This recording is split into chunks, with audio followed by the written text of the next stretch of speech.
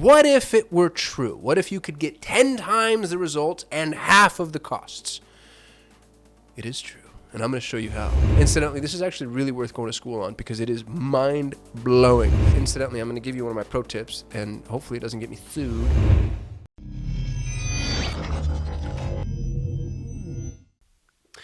"10x the profits, half the cogs." What a horrible clickbait title, by the way. But what if it were true? What if it were true? What if you could get 10 times the results and half of the costs?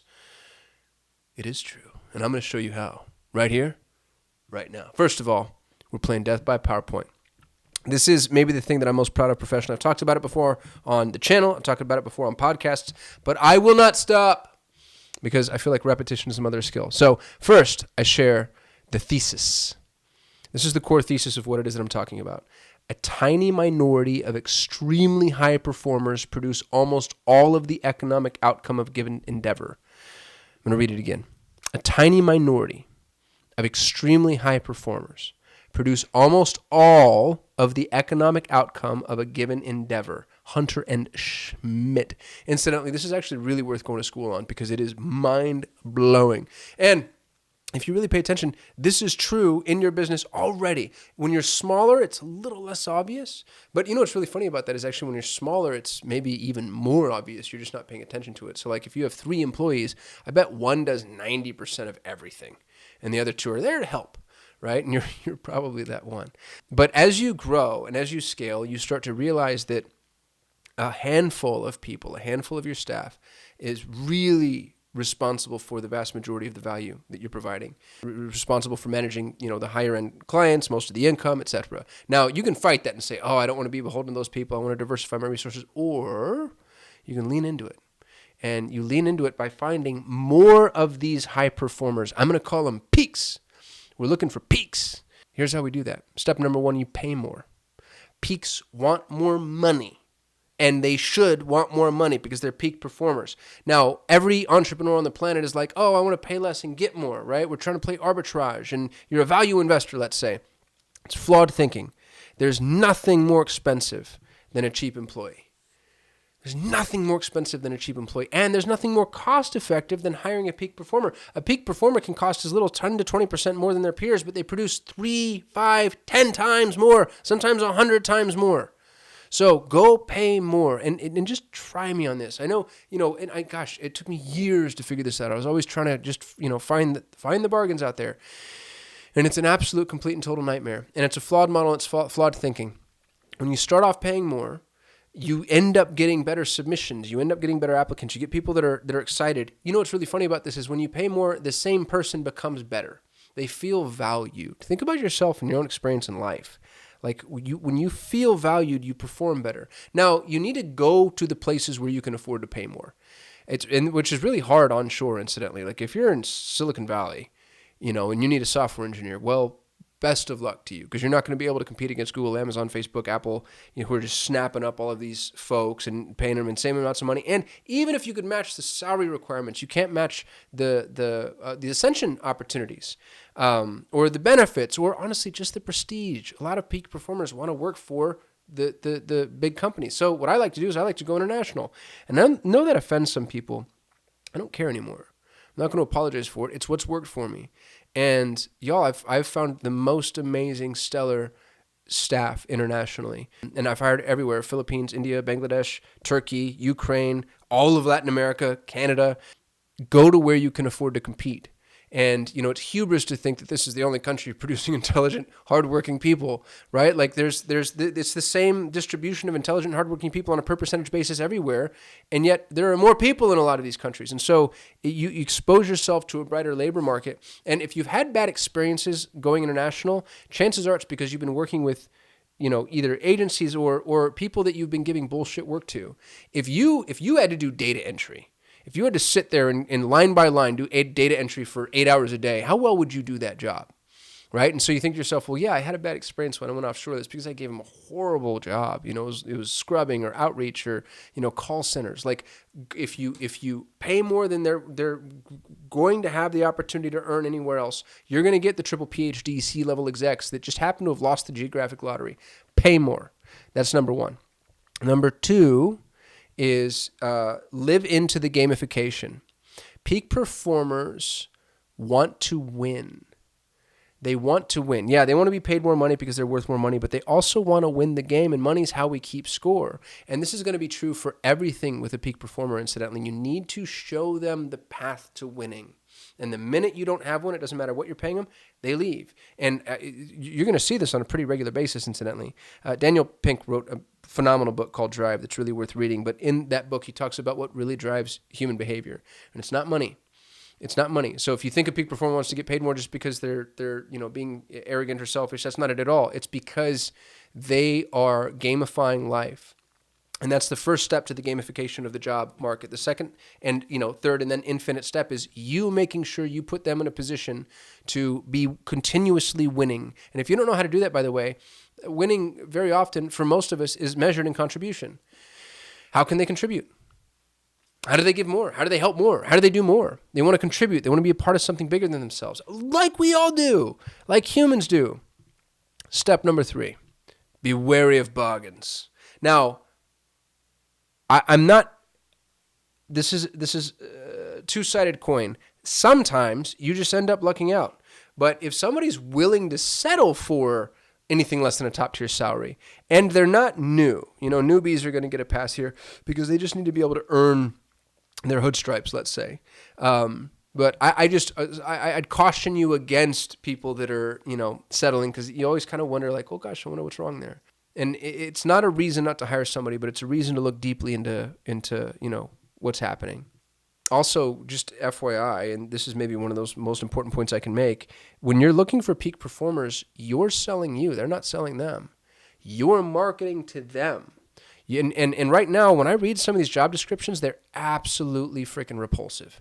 They're repulsive. It's like, you must comply with our very strict and stringent demands, and should you not, you will be publicly flogged in the eyes of your parents. It's like, what are you doing? Who do you think you're trying to attract with that bullshit? And this lame, sterile, black and white HR speak. Please shoot me in the face if I ever have to work at a place like that. Be fun, be engaging, be interesting. Let them know that you're actually real humans with, real work and a mission and values. Peak performers want to work at a place that's like that, a place where you would want to work. Be the place that you would want to work. And then put that in your job description. Make sure they know. Have some personality, right? Like, actually put yourself out there in a way that's real and authentic and human. Which leads me to step number 5. You need to market yourself. You're selling to peak performers. Joe Polish has a new book out called What's in It for Them. It's basically, honestly, knowing the title, you know most of what the book's about, although it's absolutely worth reading because it's a true masterclass in empathy. Figure out how to speak to these peak performers on their term. And you probably know how to do that based off of the job description that you're hiring for. Whatever these people are doing on a regular basis, if this is what they found themselves doing in life, it means that they're passionate about it. So how do you speak to them in a way that allows for the vision to be properly articulated as to where they could go?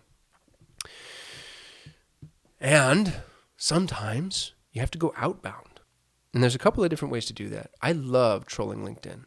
The gal that's running my agency right now, Leandra, brilliant, brilliant person. I'm so blessed to have her. I found her by stalking her on LinkedIn. This is not a glitch. I'm interrupting the video you're watching because I want to remind you that we provide done-for-you Google Ads services. We're the number 1 ranked Google Ads agency on the planet with almost $100 million in ad spend under management. If you're an entrepreneur, business owner, C-level exec, director of marketing, and you're managing your own Google Ads, I think that's a massively inefficient use of your time. As a matter of fact, in my experience, within 90 days, we're able to optimize existing campaigns to a point to where we're paying for ourselves. We move from being a cost center to a profit center, and I want to put my time and my money where my mouth is. If you're spending $10,000 a month or more in Google Ads, I want to offer you a free, no obligation action plan.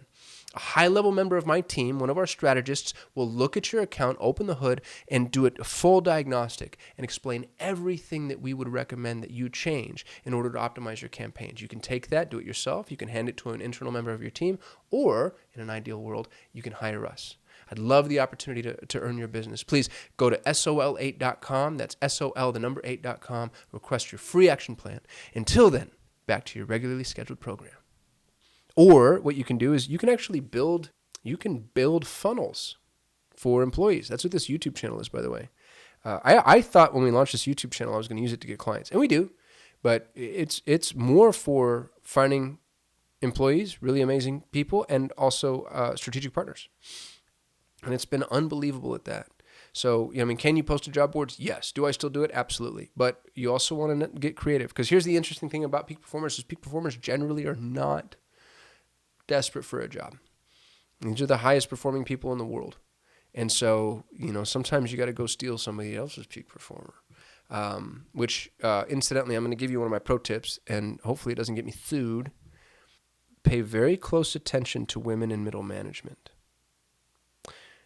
There's a interesting study that says that women will apply for a job as soon as they feel 100% qualified. Men apply for a job when they feel 60% qualified. So first of all, feel some shame, fellers, or maybe not. Maybe it's like, hey, good for you for reaching for the stars. But what it means is there is an unreasonable number of women out there that have been overlooked, stagnating in middle management positions and having found a glass ceiling. And there's a whole bunch of other reasons too that might be happening. So pay very close attention to women in middle management because they're usually far more adept than their peers, statistically speaking. And I'm not auditioning for this season's episode of Woke Savior. I'm just letting you know that this has been my experience. And it's an interesting filter. Women also have stronger retention. So I'm pretty sure that everything I just said is illegal from an HR perspective. So what would I say? These views do not reflect the opinions of the organization and are hypothetical and actually fictional in construct. And this is a screenplay that I'm writing, or whatever asterisk gets me out of that. Go international. We already talked about this. I've got 100 employees, and almost all of them are outside of the United States. I'm not bashing U.S. staff. What I'm saying, though, is if you're in this country, you've been blessed with the opportunity to start your own business, which is what a lot of peak performers do. Or you are inside of a labor pool that is very heavily sought after. And there are some folks that are in other countries where that's just not the case. And so, if you're like, dude, I've got a pool cleaning company. I need somebody to show up to people's backyards and clean pools. All right, well, you're pretty restricted from a geographic perspective. But you'd be surprised at how many jobs can be done remotely. And I've proven that in my business. Go international. There's some stellar people, like truly just stellar people available and accessible to you if you're willing to get over that limiting belief. Hire slowly. Because you're paying more, you can ask people to jump through hoops. I call them fly traps. As a matter of fact, remember, they like gamified systems. So those hoops are them playing the game. And what I've found to be really funny is I've actually ended up on interviews with people that were like, yeah, I actually didn't really want the job, but I wanted to see how far I could get. And I like that. I think that's pretty cool. Hire slowly, fire quickly. Hire slowly, fire quickly. Don't put yourself in a position where you're putting up with somebody who poisons the well. As a matter of fact, the best way to piss off and alienate a peak performer is to put up with a crappy employee. And incidentally, if you don't know who your crappy employees are, your peaks will tell you. Just ask. With peak performers especially, this might be the most important note that I have for you. Do not micromanage. You can't. And there's all these little things that you might have gotten romantic about that a peak performer is not going to want to do. And it's going to influence the way that your company is structured as to whether or not you're willing to be flexible or if you're going to be quixotic. If you have a quixotic dedication to the rules, you're going to have a hard time with peak performers because these are people that don't do stuff that they're like, yeah, that doesn't make sense. Doesn't make sense. I'm not going to do it. That's it. That's all I got. Hope you all like this video. This is part of a new series that I'm doing where we're taking our Twitter threads and we're shooting videos about them. So I'd love your feedback on them. If they're valuable and helpful and important, or if you're just like, dude, you suck. I'm going to stop watching unless you start doing things that are just more Google Ads related. That's all I got. Appreciate you watching. I'm going to see you tomorrow.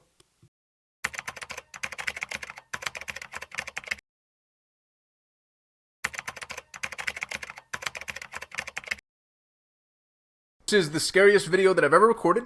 I am uncomfortable with this topic because I'm giving away the thing that I'm most proud of from an entrepreneurial perspective. However, I think this could be of immense value to a lot of people.